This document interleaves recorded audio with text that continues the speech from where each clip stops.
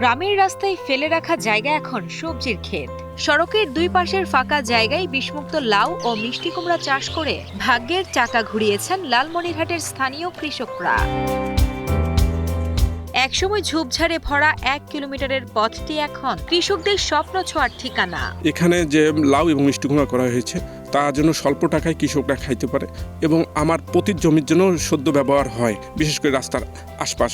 গ্রামের লোক তো প্রথমের দিকে বলছিল যে এটা কি হবে নাকি, এখন তো সবাই উদ্বুদ্ধ হয়েছে যে আমরা এইভাবে চাষ আবাদ করব।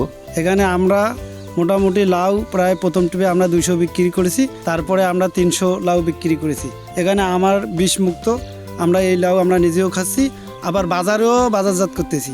লালমনিরহাটের কালীগঞ্জ উপজেলার কেরানীপাড়া এলাকার এই দৃশ্যটি এখন অনেকের কাছেই বিস্ময়ের। দীর্ঘ 1 কিলোমিটার জুড়ে সড়কের দুই ধারের খালি জায়গা কাজে লাগিয়ে কৃষকরা গড়ে তুলেছেন বিশাল সবজির মাচা।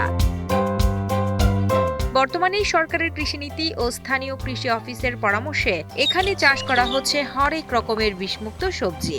এই উদ্ভাবনী চাষাবাদে যেমন মেটানো হচ্ছে স্থানীয় চাহিদা, তেমনি লাভবান হচ্ছেন প্রান্তিক কৃষকরা।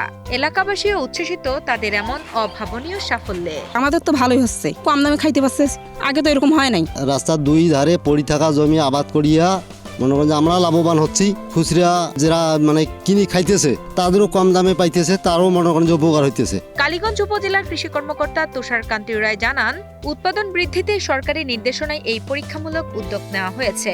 চলতি মৌসুমে জেলার প্রায় 6,500 হেক্টর জমিতে সবজি চাষের লক্ষ্যমাত্রা নির্ধারণ করা হলেও সড়কের ধারের এই মডেলটি সারা জেলায় ছড়িয়ে দিতে পারলে সেই লক্ষ্যমাত্রা ছাড়িয়ে যাবে কয়েক গুণ। কালীগঞ্জ উপজেলায় অনাবাদী পতিত-জমি ও বসতবাড়ির আঙ্গিনায় বসতবাড়ি স্থাপন প্রকল্পের আওতায় এবং কৃষি পুনরুদ্ধার কর্মসূচি এই দুইটার সহযোগিতায় 1 কিলোমিটার রাস্তায় আমরা একদিকে মিষ্টি কুমড়া এবং অন্যদিকে লাউ আবাদ করেছি মাচায়।